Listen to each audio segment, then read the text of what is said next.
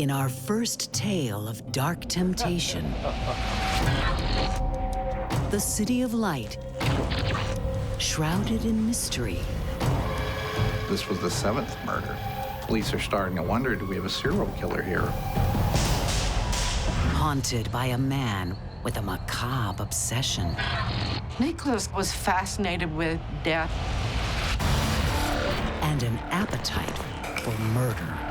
He started to wonder what human flesh might taste like. And later, he was a decent person who would never hurt another soul. A missing man caught up in a dance of darkness. Horror. It references necrophilia and murder and destruction. The final verse will shock this quiet town. I've come across many bloody, depraved crimes where the motives were outrageous. I have never come across a case like this.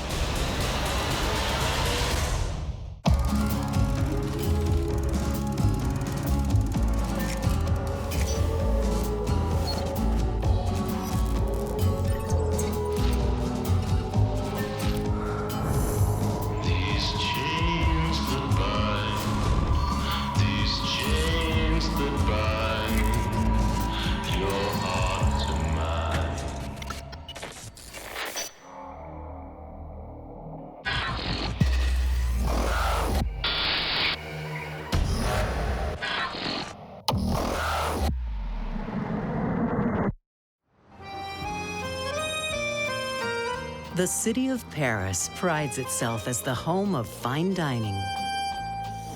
A stylish hub of culinary delights and exotic delicacies.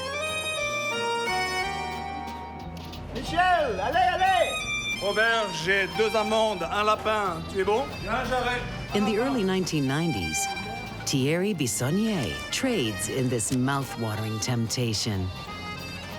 Thierry Bissonnier was a man who loved food. He owned a restaurant in the Paris area. He was a restaurateur, and he was pursuing an elegant and cultured life.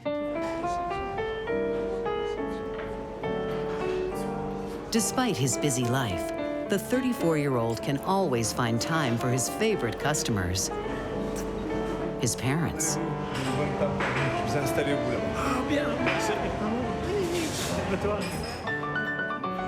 Thierry is devoted to his mom and dad, calling them every day. But in early October 1994, Thierry doesn't phone home. His parents usually heard from him every day. They gradually became concerned and then eventually dismayed. So they went by his flat 3 days after they had heard from him. Jerry? There they found their son bludgeoned and shot to death on the floor.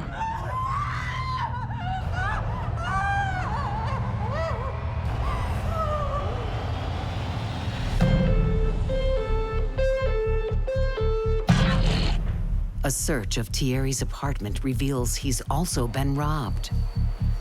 His wallet, his identification, his checkbook, even stole some oddball things like a clock radio. French police find no fingerprints. The only clue comes from Thierry's computer. He went on a dating site online. Thierry's been visiting gay chat sites. All he was guilty of doing was looking for a little bit of love. And he's not the first gay man to be murdered in Paris this month. This was one in a series of similar homicides that had occurred that month in Paris involving homosexuals. This was the 7th murder. So now police are starting to wonder, do we have a serial killer here? Are these all connected? For 2 weeks, French detectives seek clues to the crazed killer's identity. They have nothing to go on. Until a strange man walks into an electronics store. He went to go buy a VCR from the store. The customer tries to pay for the video recorder with a check from Thierry Bissonnier's checkbook. His ID is a crude forgery. He used Thierry's identification, only he had placed his photo over top of the victim's photo. So when the clerk looked at the license, it was very obvious that something was wrong here, that this wasn't correct. So he notified police. Realizing the jig is up, the man flees. But he leaves behind his fake ID. Now cops have a picture of their prime suspect. A few weeks later, police spot the strange man again in an unlikely place. A Paris night spot famous for temptation. The Moulin Rouge. And I said, hey, this looks like the guy whose photo was on that driver's license a couple weeks back trying to use the stolen identification. The man's name is Nico Claux. The 22-year-old seems an unlikely killer. He was an attractive man, very nice looking, nice physique, well-mannered, well-read. When detectives search his apartment, they soon realize good manners can hide a multitude of sins. The police walked into this room and beheld this scene of horror. The French are renowned for their sense of style. But Nico Claux' home has a macabre twist. Every wall was covered with the most lurid posters. He had a huge collection of porn, VCR tapes.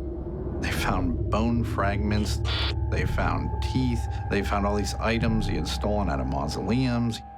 He had an urn he had stolen from a cemetery that actually had a young girl's mortal remains in it. He had even made wind chimes out of human bones. But this ghoulish decor is just a taste of things to come. You could sense the evil. A shadow has fallen over the City of Light in October of 1994. 7 men have been murdered in Paris within a month. The latest, 34-year-old restaurateur, Thierry Bissonnier. Now police are starting to wonder, do we have a serial killer here? Are these all connected? Paris police have arrested a suspect, Nico Claux. Inside his home, they find a macabre collection of human remains. They came upon a scene of horror that looked more like a museum than a residence. It's like something out of Frankenstein's monster. And in his refrigerator, the pièce de résistance. The fridge was full of blood bags. Rumors swirl about this strange young suspect. His gruesome decor exposes a morbid obsession. Nico Claux was fascinated with death and the dead. That fascination began in his childhood. When he was about 10 years old, he got into a heated argument with his grandfather. During that argument, his grandfather suffered a pulmonary embolism and he died. And according to Nico, he always felt like he was kind of blamed for his grandfather's death. He not only probably felt very guilty, but he also had this kind of traumatic exposure to death at such a young age. Forensic psychologist Dr. Stephen Diamond says that early trauma came to haunt Nico Claux. He became cold. He became withdrawn, detached from people. So when one feels completely alienated from the world, this kind of a fascination can be a way of trying to have human interaction, but with a dead person. It's a way of actually trying to have a relationship with a human being, but not with a live human being. As an adult, Nicholas fills his life with death, prowling the Gothic graveyards of Paris. He really became obsessed about hanging out at cemeteries. He felt like he was the king, like it was his kingdom, and he ruled over it. At first, he just hangs out with the dead. Then he starts to steal from them. Eventually, he needed more, so that was when, according to Nico, he began breaking into mausoleums. Taking their trinkets is not enough. Nico's needs grow darker. He opened a coffin, and there was a corpse in there that had been in there for quite a while, almost completely decomposed, and he actually stabbed the corpse.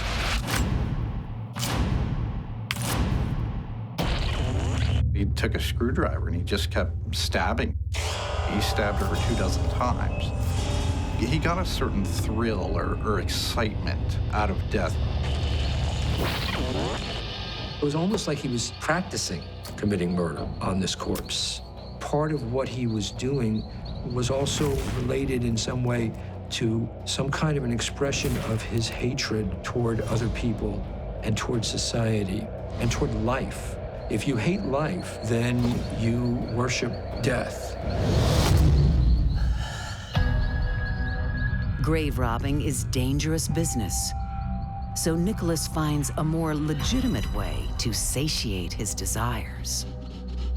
He found his way into a profession where he could derive the greatest pleasure.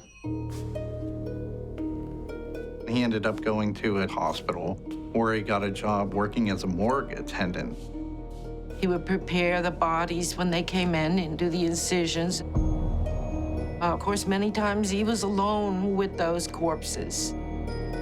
Alone with his dark temptation, Nico is free to indulge his fantasies.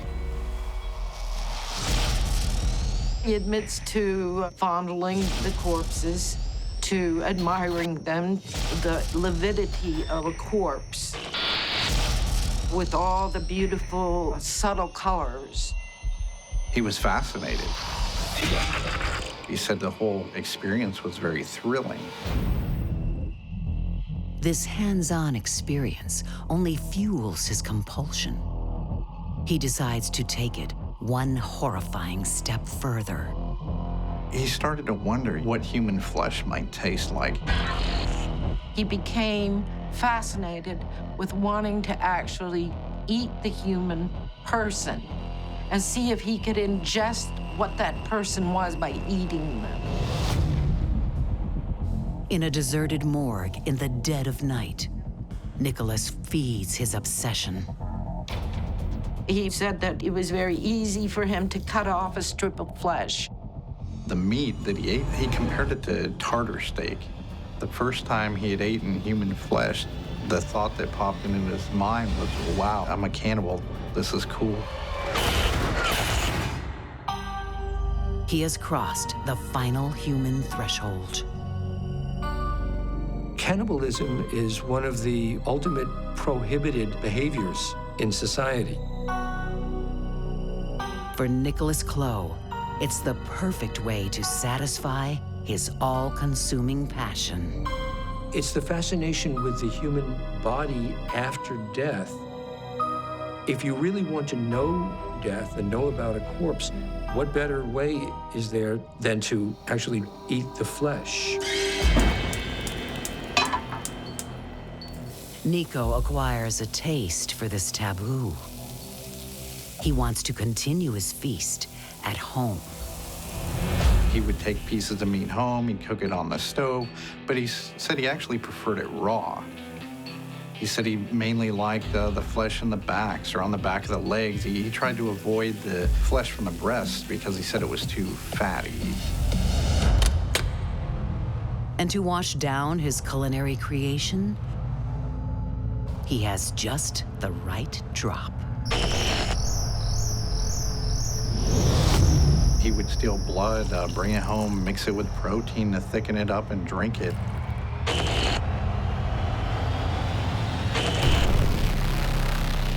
Even these gruesome dinners won't satisfy Nicolas Claux's cravings. Nico was constantly pushing the envelope to get a newer and more outrageous sensation. If he'd had a sensation before, that was old hat. He needed to know what was next. What's next on the menu is unthinkable.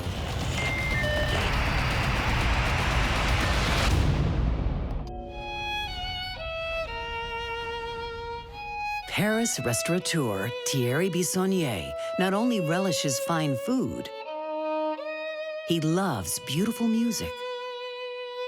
Thierry played classical music. That was his passion.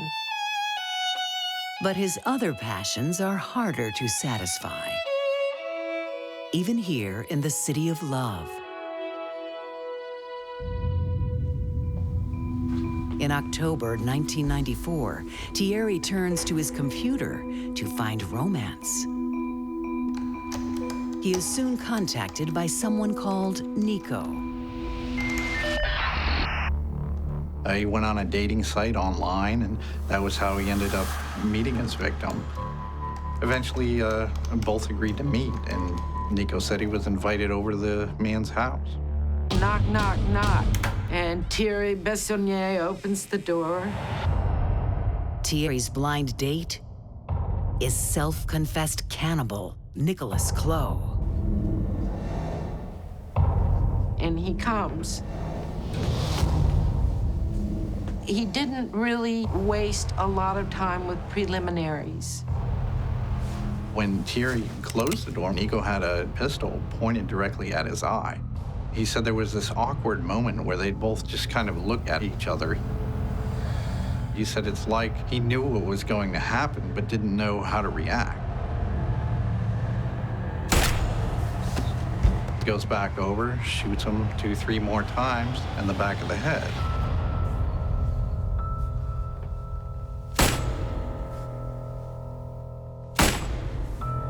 After 4 shots to the head, Thierry's still not dead. It was all very cold, deliberate acts. He didn't realize how hard it was to kill someone. Instead of being reviled by his actions, the murder whets Nico's appetite. He goes in the kitchen, finds some cookies, decides he's gonna sit in the corner and eat the cookies while he watches the man bleed out and die. He wanted to know what was it like to watch someone actually cross over into death. According to Nico's account, he spent a total of about 15 minutes with that dying victim, observing him as closely as he could. And he mentioned the breathing pattern, the sounds that the victim made. As the colors changed in the body, there was no compassion there. There was no sense that this is a human life. Claux's morbid fascination doesn't end there. After he was dead, he took the time to take a pencil and to stick the eraser in the bullet wound to see how deep the bullet went. Nicolas has fulfilled one fantasy: to watch someone die. But tonight, he's only dining on cookies. He was finished. His research was over. Before Nico leaves, he steals Thierry's wallet and checkbook, then delivers one final blow. He picked up a flower pot and broke it over top of the victim's head. In Nico's mind, that was probably just making sure the job was done. Then walked outside and left. crime writer Sandra London corresponded with Nicholas Claux. She believes this murder was a practice run for Nico's next meal. It was supposed to be an experiment. In his overall plan, he would be able to take a victim, kill them ritually, drink their blood, consume their flesh. But Nico never gets a chance to satisfy his hunger. Nico Claux could have gotten away with this murder if he had conducted himself like a professional perpetrator. Instead, he showed himself to be an absolute amateur, taking the victim's ID, committing a crude forgery with it, and trying to pass a forged check. In November 1994, Nicolas Claux is charged with the murder of Thierry Bissonnier. Instead of shying away from his dark deeds, he revels in them. Most perpetrators would hide it, but Nico wanted us to know about it. I think part of it had to do with attention. I think he wanted people to know his name. He wanted to step out of the shadows and finally be recognized. He wants to own it. He wants to say, yes, I am a proud cannibal. I am a super predator. Nicolas Claux even hopes to cash in on his moment in the spotlight. After Nico became famous by virtue of his trial and all that publicity, I think he was trying to figure out, now what am I going to do with this fame or infamy that I have?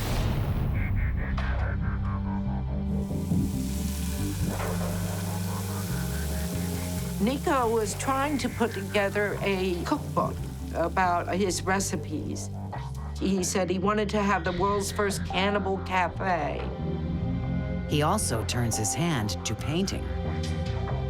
I asked him what he wanted to do with his artwork in the future, and he said he wanted to paint corpse, and he had limited his palette, and that was what he wanted to do next, to paint the corpse because of the beautiful, subtle colors. Sandra London knows Nico Claux better than most. She worked with him years later. I was asked to do a book on the reality of vampires, and so he was very cooperative with me.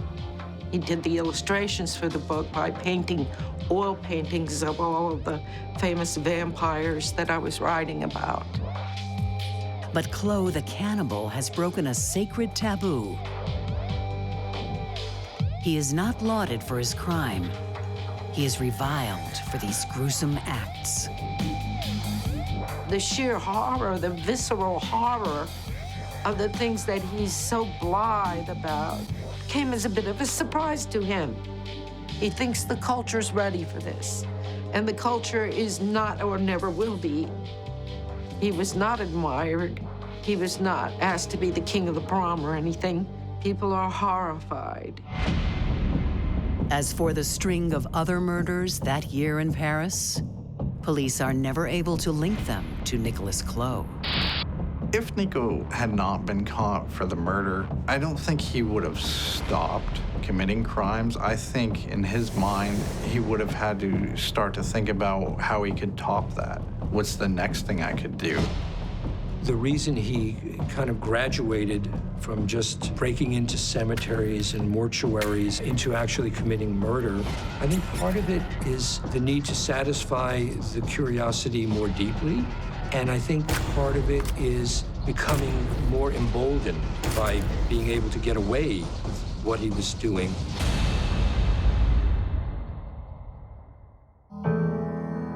In May 1997, Nicolas Claux is found guilty of murder. A panel of defense experts diagnoses him with borderline psychotic personality disorder. Under French law, he receives a reduced sentence due to diminished responsibility.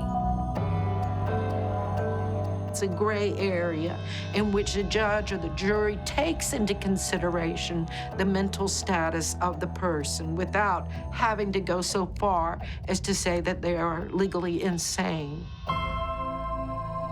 Nico Claux is sentenced to 12 years for murder. In 2004, after just 7 years, he is free and is once again walking the streets of Paris.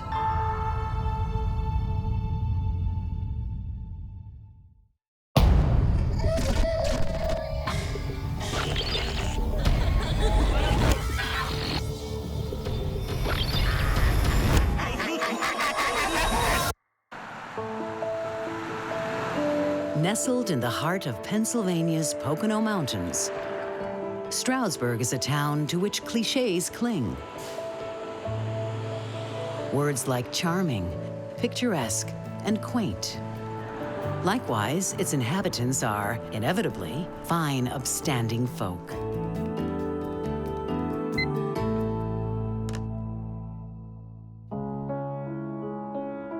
They don't come any more fine or upstanding than former U.S. Army soldier Michael Goucher. Having served his country, the 21-year-old now loves serving his community. He worked as a custodian at the local school.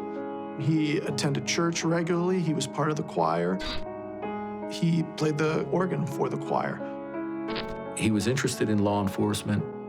He did enroll in the local crime watch.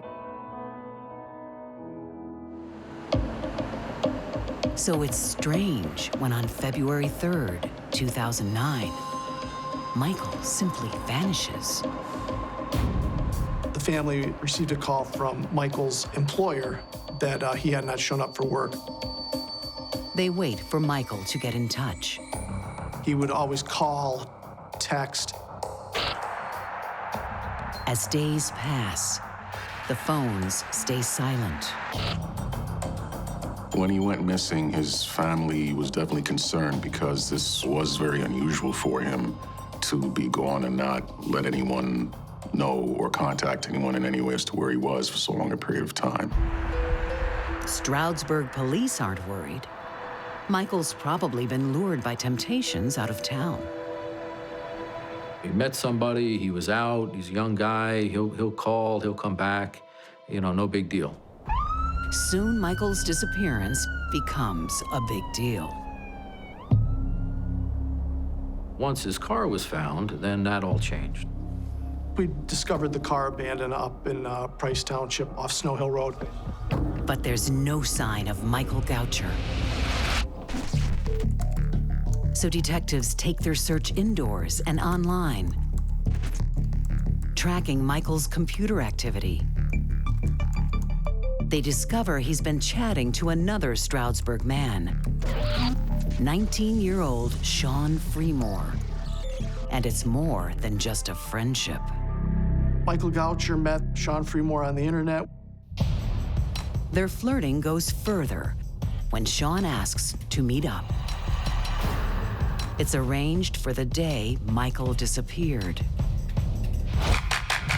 According to Sean Freemore, Michael didn't make their rendezvous. And we were supposed to meet up around the time he went missing, but he never showed. Why did Michael get cold feet? Was he ashamed of his tryst with Sean? After all, being gay has already cost him his military career. This was before the repeal of Don't Ask, Don't Tell. When it came out that Mike was gay, he had to leave the military. Did Michael Goucher stage his own disappearance to keep his secrets in the closet? There are deep, dark secrets in this town. Beneath the snow-white veneer lurks a world of shadows.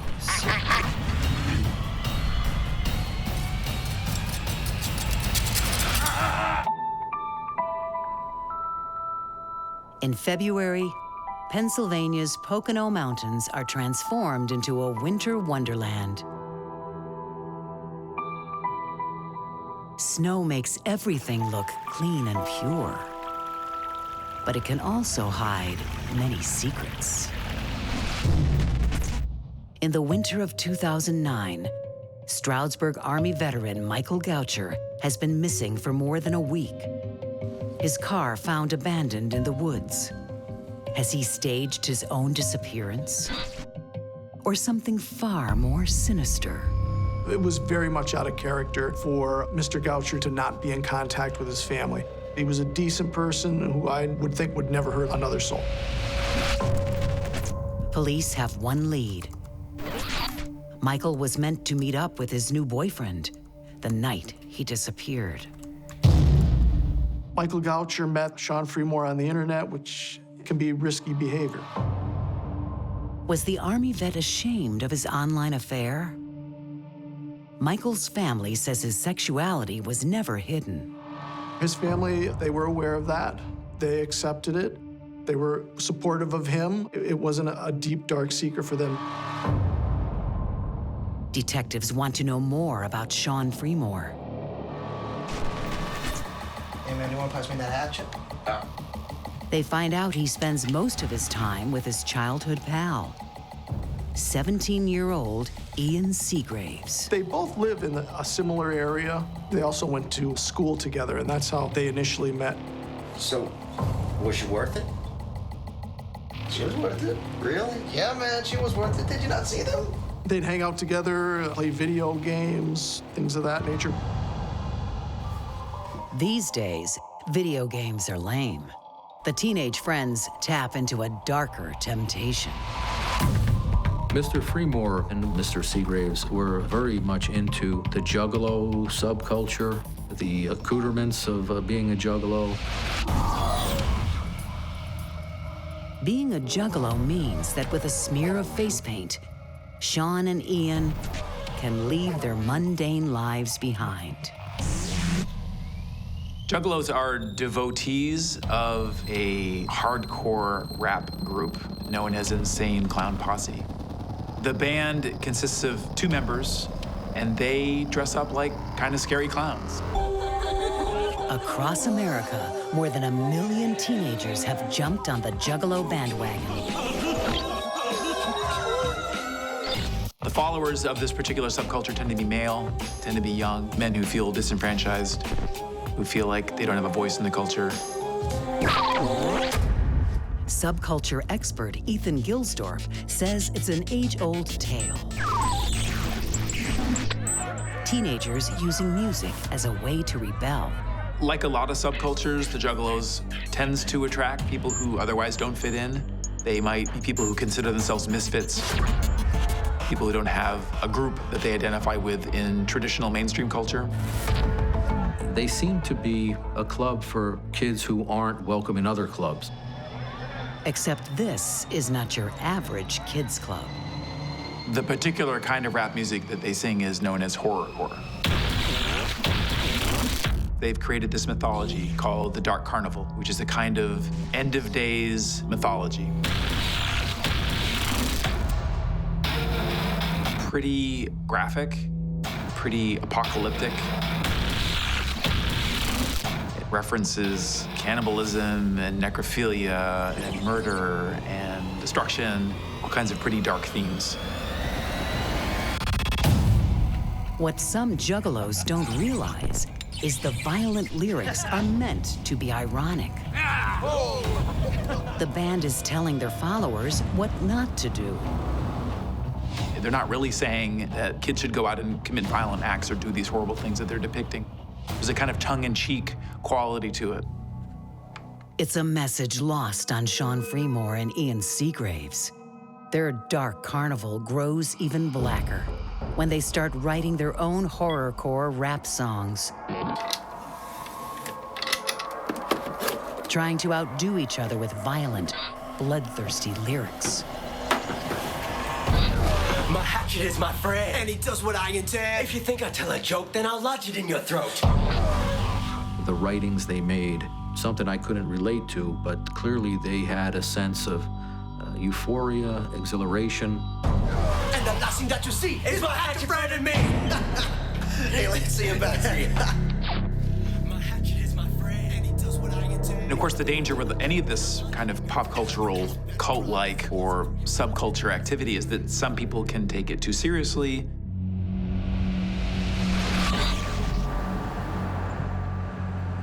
Perhaps missing man Michael Goucher is also hiding under the face paint. Lured into this dark club by his new boyfriend. But cops can't make the connection. Michael Goucher wasn't a follower of the band or similar bands, wasn't in any way affiliated with that subculture. So the search for Michael Goucher continues. And in the woods near where his car was found, a state trooper spots something peeking from the virgin snow. He noticed multiple sets of footprints going into the woods from the road. He saw what appeared to be a shoe laying on top of the snow. He got his binoculars out, he looked some more, and he saw what looked like a human hand protruding somewhat from the snow. It is the hand of Michael Goucher. His body buried beneath a blanket of snow. The snow around his face had melted. His eyes were open wide. He had piercing blue eyes, and they just looked blankly up at the sky. It was a brutal death. There were upwards of 40 stab wounds on the victim. Nearby, police find a meat cleaver and 2 bloodied butcher's knives. Perhaps it's a vicious robbery. His left front pocket had been turned out. You could see the white pocket sticking out. And at that time, we didn't find a wallet with him, car keys, a cell phone. Then, a resident reports seeing someone near Michael's abandoned car the next day. Sean Freemore. Sean denies any involvement in the vicious attack until police search his car and find 2 notebooks. The contents are bone-chilling. Each of them had a rap about what occurred that night. But there's more. Police also find Michael Goucher's stolen audio recorder. We knew the victim had a digital recorder that he would record his organ church music on. There was more than just church music on it.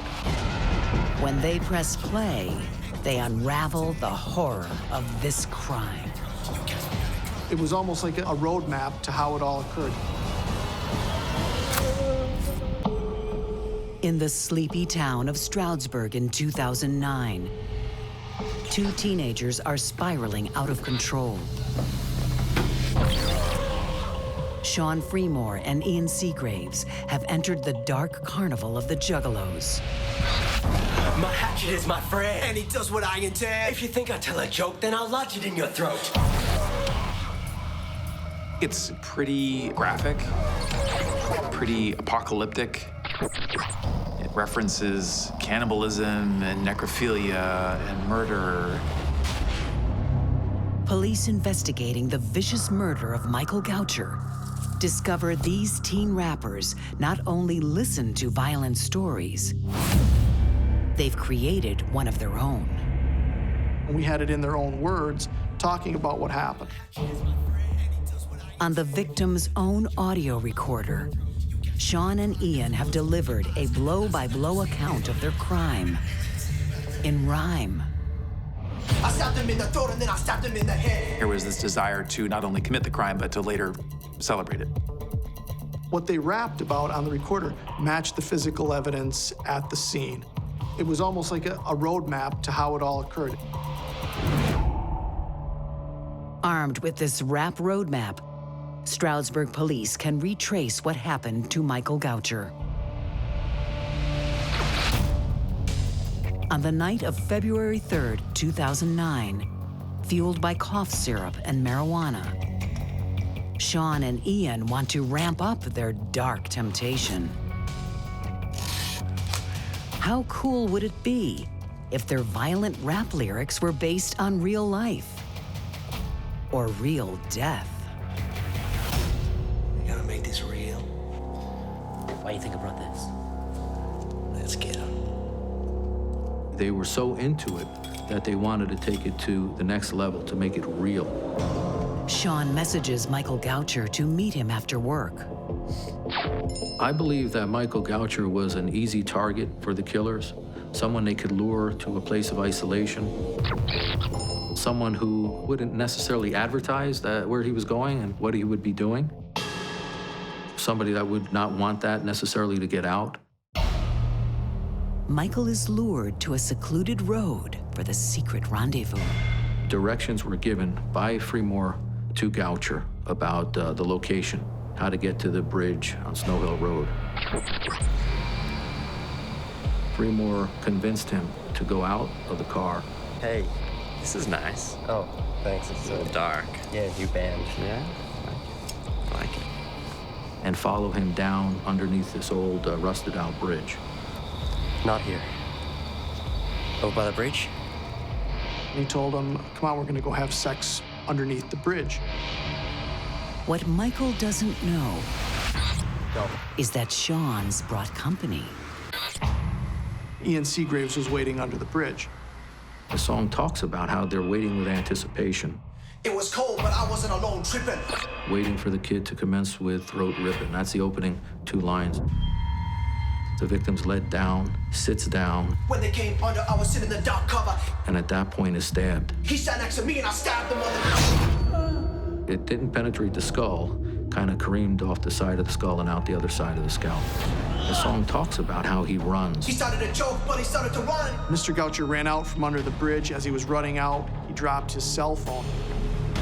Michael Goucher's last desperate hope is his Crime Watch 2-way radio. But it's out of range. And now, out of order.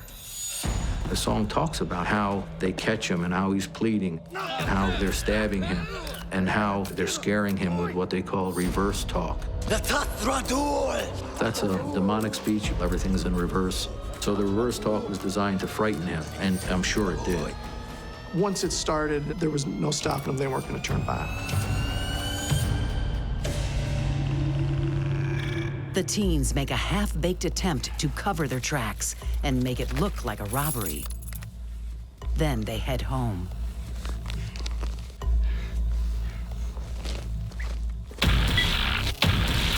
We ready?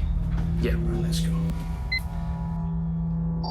It was cold, but I wasn't alone tripping, waiting for the kid to commit. They not only write the whole story in song, He sat next to me and I stabbed the mother. they also brag about it online. After the homicide, Ian Seagraves had gone back to his MySpace page and he had changed his screen name to Throat Stabber. And when he was asked by one of his friends, you know, why did you change your name? And his response was, because I did it. I believe Seagraves was probably very intelligent, and he had a greater degree of depravity as well. Seemed to be more of the leader, even though he was the younger of the two. But clearly he was the more intelligent, the more creative of the two, kind of like the idea man, and he was the one to strike the first blow at Mr. Goucher. At the crime scene, they've also left damning clues on the murder weapons. One butcher knife in particular was of interest to us because it was wrapped in duct tape, the handle, which may be a good source for DNA and/or fingerprints. The forensics units removed the duct tape and they were able to find a fingerprint on there. Compare it to a known print card from Ian Seagraves and say, this is a match to Ian Seagraves. The teenagers show no remorse. They're pleased with their violent night. This was something exciting, something they were proud of, something they looked forward to memorializing in verse and song. I don't believe that Fremore and Seagraves lost touch with reality. I believe that they perpetrated the murder knowing that they were taking the life of a human being. They believed that it gave them a status.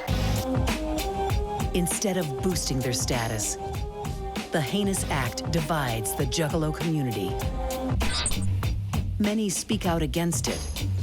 At the trial, we had called several witnesses who were into that music that actually testified against Seagraves and Fremore.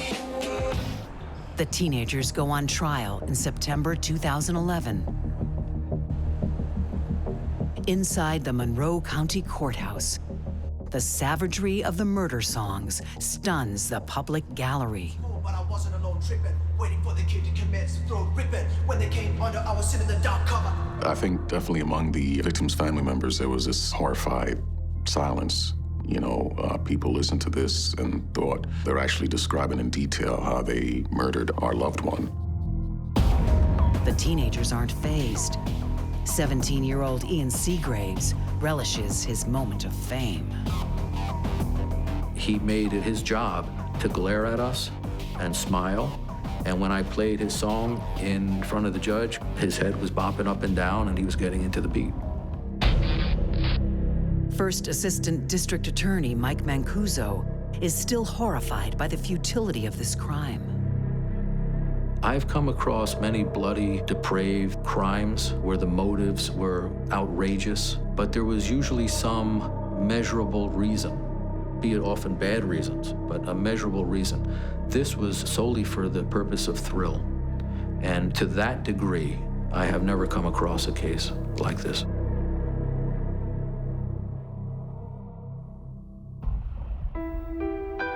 Stroudsburg is also outraged by this atrocious attack.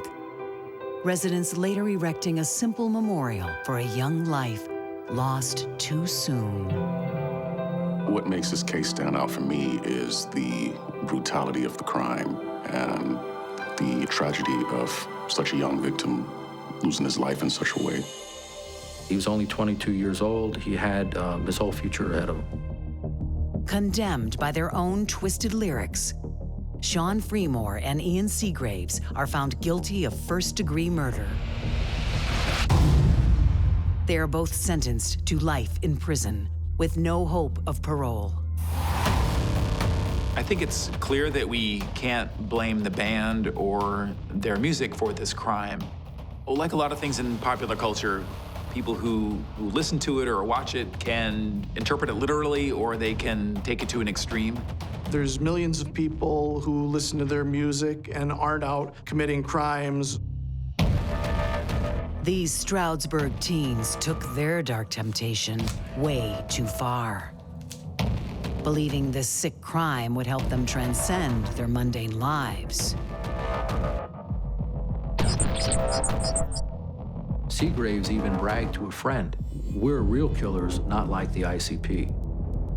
They wanted to outdo the insane clown posse and be real killers.